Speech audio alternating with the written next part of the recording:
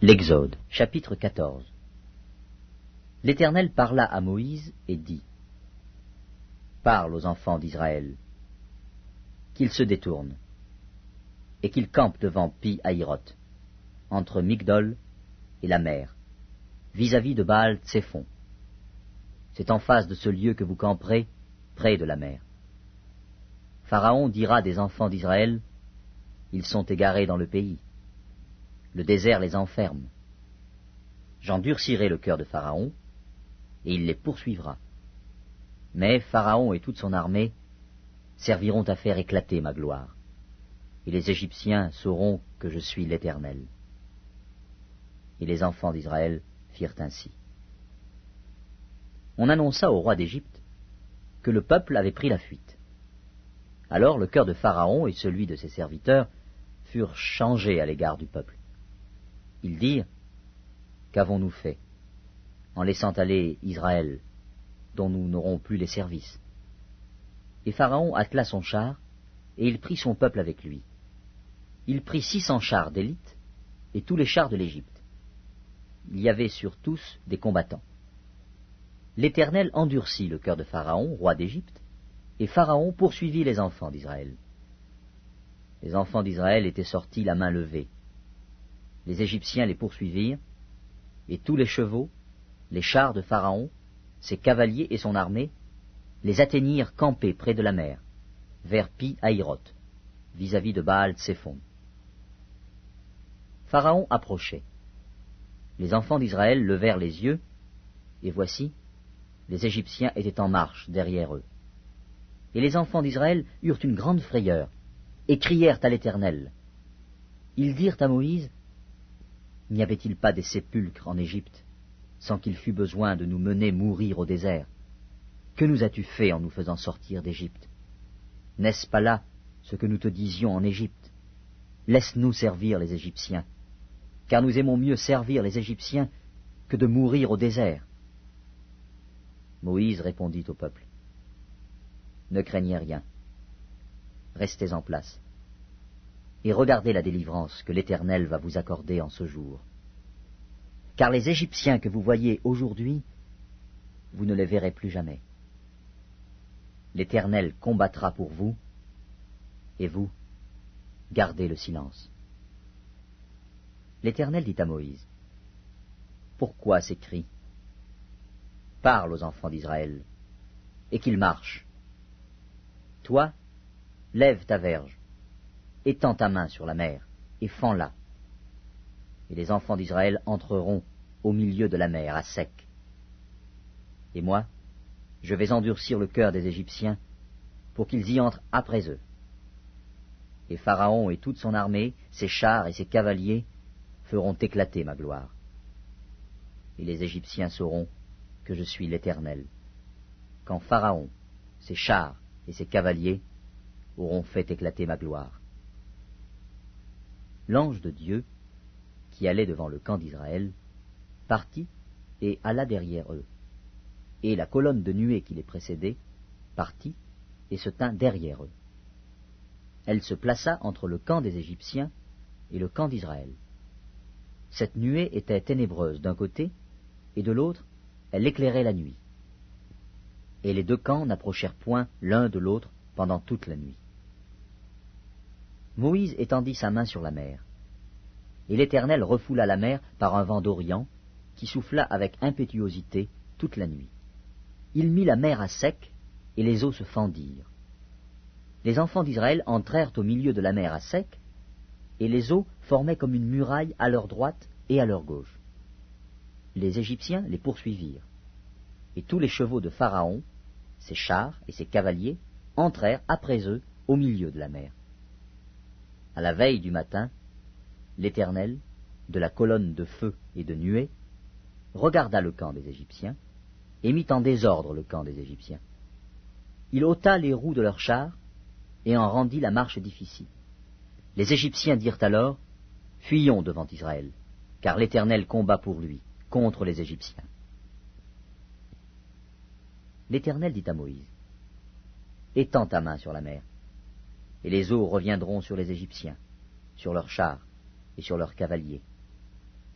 Moïse étendit sa main sur la mer, et vers le matin, la mer reprit son impétuosité, et les Égyptiens s'enfuirent à son approche. Mais l'Éternel précipita les Égyptiens au milieu de la mer. Les eaux revinrent et couvrirent les chars, les cavaliers et toute l'armée de Pharaon, qui était entrée dans la mer après les enfants d'Israël. Et il n'en échappa pas un seul. Mais les enfants d'Israël marchèrent à sec au milieu de la mer, et les eaux formaient comme une muraille à leur droite et à leur gauche.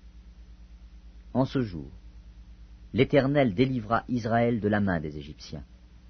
Et Israël vit, sur le rivage de la mer, les Égyptiens qui étaient morts. Israël vit la main puissante que l'Éternel avait dirigée contre les Égyptiens, et le peuple craignit l'Éternel, et il crut en l'Éternel et en Moïse, son serviteur. L'Exode, chapitre 15. Alors, Moïse et les enfants d'Israël chantèrent ce cantique à l'Éternel. Ils dirent, « Je chanterai à l'Éternel, car il a fait éclater sa gloire. Il a précipité dans la mer le cheval et son cavalier. L'Éternel est ma force et le sujet de mes louanges. C'est lui qui m'a sauvé. Il est mon Dieu. Je le célébrerai. Il est le Dieu de mon Père. Je l'exalterai. L'Éternel est un vaillant guerrier. L'Éternel est son nom. Il a lancé dans la mer les chars de Pharaon et son armée. Ses combattants d'élite ont été engloutis dans la mer Rouge. Les flots les ont couverts. Ils sont descendus au fond des eaux comme une pierre. Ta droite, ô Éternel, a signalé sa force. Ta droite, ô Éternel, a écrasé l'ennemi. Par la grandeur de ta majesté, tu renverses tes adversaires. Tu déchaînes ta colère. Elle les consume comme du chaume. Au souffle de tes narines, les eaux se sont amoncelées. Les courants se sont dressés comme une muraille. Les flots se sont durcis au milieu de la mer. L'ennemi disait, « Je poursuivrai, j'atteindrai, je partagerai le butin. Ma vengeance sera assouvie. Je tirerai l'épée, ma main les détruira. » Tu as soufflé de ton haleine. La mer les a couverts. Ils se sont enfoncés comme du plomb dans la profondeur des eaux. Qui est comme toi parmi les dieux, ô Éternel? Qui est comme toi magnifique en sainteté, digne de louange, opérant des prodiges? Tu as étendu ta droite, la terre les a engloutis. Par ta miséricorde tu as conduit, tu as délivré ce peuple. Par ta puissance tu le diriges vers la demeure de ta sainteté. Les peuples l'apprennent, et ils tremblent. La terreur s'empare des Philistins. Les chefs d'Édom s'épouvantent. Un tremblement saisit les guerriers de Moab. Tous les habitants de Canaan tombent en défaillance. La crainte et la frayeur les surprendront. Par la grandeur de ton bras, ils deviendront muets comme une pierre, jusqu'à ce que ton peuple soit passé, ô Éternel, jusqu'à ce qu'il soit passé, le peuple que tu as acquis. Tu les amèneras, et tu les établiras sur la montagne de ton héritage, au lieu que tu as préparé pour ta demeure, ô Éternel, au sanctuaire, Seigneur, que tes mains ont fondé. L'Éternel régnera éternellement et à toujours.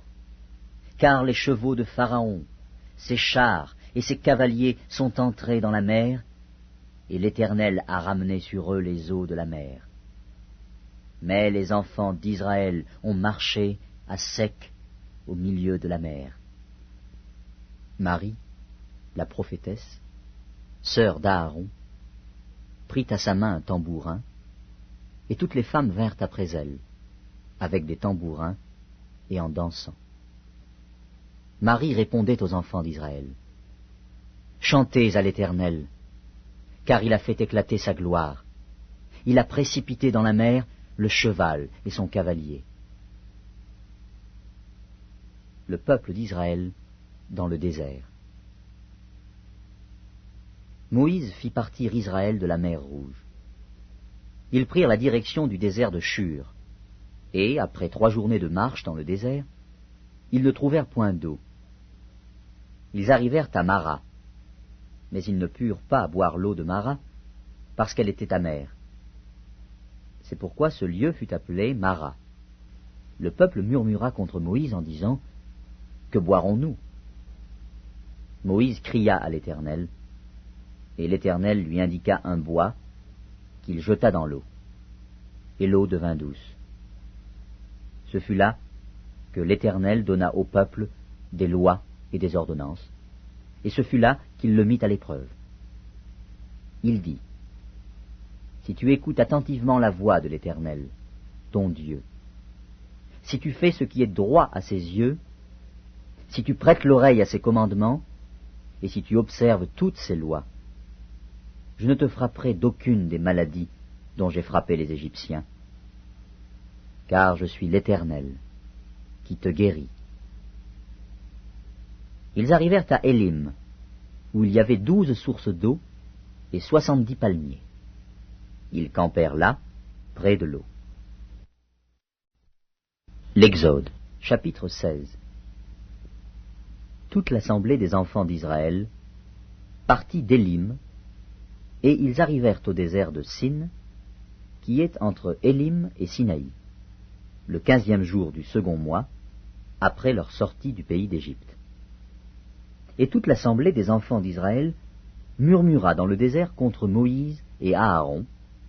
Les enfants d'Israël leur dirent, « Que ne sommes-nous morts par la main de l'Éternel dans le pays d'Égypte, quand nous étions assis près des pots de viande, quand nous mangions du pain à satiété, car vous nous avez menés dans ce désert pour faire mourir de faim toute cette multitude. » L'Éternel dit à Moïse, « Voici, je ferai pleuvoir pour vous du pain, du haut des cieux. Le peuple sortira et en ramassera jour par jour la quantité nécessaire, afin que je le mette à l'épreuve, et que je voie s'il marchera ou non, selon ma loi. Le 6e jour, lorsqu'ils prépareront ce qu'ils auront apporté, il s'en trouvera le double de ce qu'ils ramasseront jour par jour. » Moïse et Aaron dirent à tous les enfants d'Israël, « Ce soir, vous comprendrez que c'est l'Éternel qui vous a fait sortir du pays d'Égypte. Et au matin, vous verrez la gloire de l'Éternel, parce qu'il a entendu vos murmures contre l'Éternel. Car que sommes-nous pour que vous murmuriez contre nous » Moïse dit, « L'Éternel vous donnera ce soir de la viande à manger, et au matin du pain à satiété, parce que l'Éternel a entendu les murmures que vous avez proférés contre lui. Car que sommes-nous? Ce n'est pas contre nous que sont vos murmures, c'est contre l'Éternel. » Moïse dit à Aaron, « Dis à toute l'assemblée des enfants d'Israël, approchez-vous devant l'Éternel, car il a entendu vos murmures. » Et tandis qu'Aaron parlait à toute l'assemblée des enfants d'Israël, ils se tournèrent du côté du désert, et voici, la gloire de l'Éternel parut dans la nuée. L'Éternel, s'adressant à Moïse, dit, « J'ai entendu les murmures des enfants d'Israël. Dis-leur, entre les 2 soirs, vous mangerez de la viande, et au matin, vous vous rassasierez de pain, et vous saurez que je suis l'Éternel, votre Dieu. » Le soir, il survint des cailles qui couvrirent le camp, et au matin, il y eut une couche de rosée autour du camp. Quand cette rosée fut dissipée, il y avait à la surface du désert quelque chose de menu comme des grains, quelque chose de menu comme la gelée blanche sur la terre. Les enfants d'Israël regardèrent, et ils se dirent l'un à l'autre, « Qu'est-ce que cela ?» Car ils ne savaient pas ce que c'était. Moïse leur dit, « C'est le pain que l'Éternel vous donne pour nourriture. Voici ce que l'Éternel a ordonné. Que chacun de vous en ramasse ce qu'il faut pour sa nourriture, un homère par tête, suivant le nombre de vos personnes. Chacun en prendra pour ceux qui sont dans sa tente. »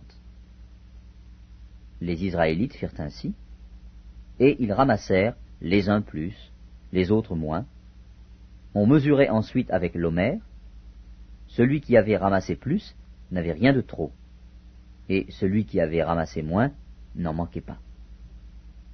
Chacun ramassait ce qu'il fallait pour sa nourriture. Moïse leur dit que personne n'en laisse jusqu'au matin.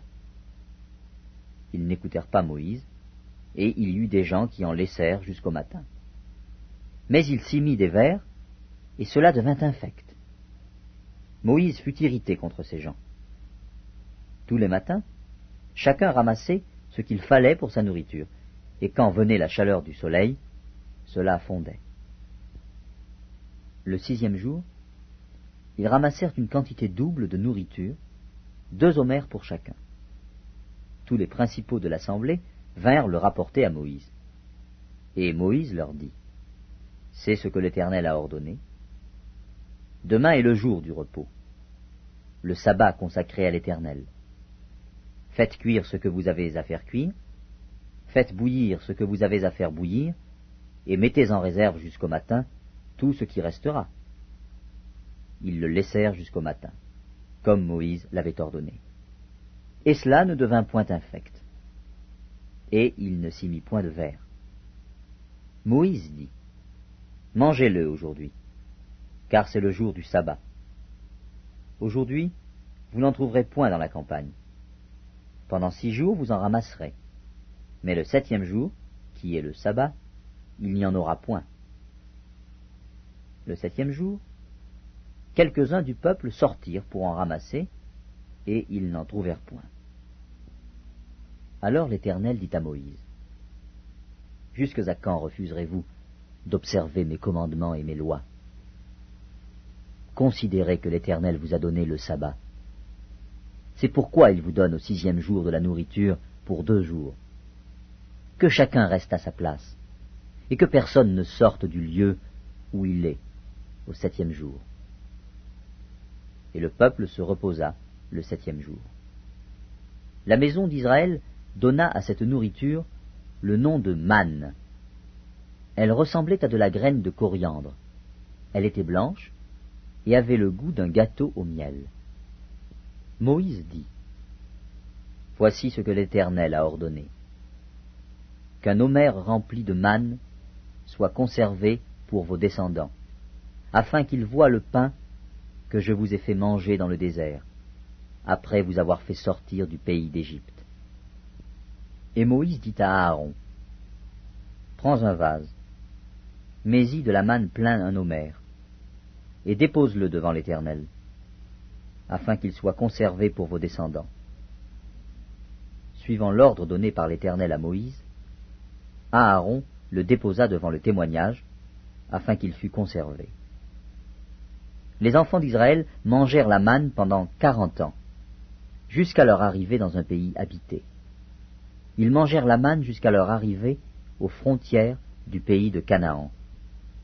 L'homère est la 10e partie de l'épha.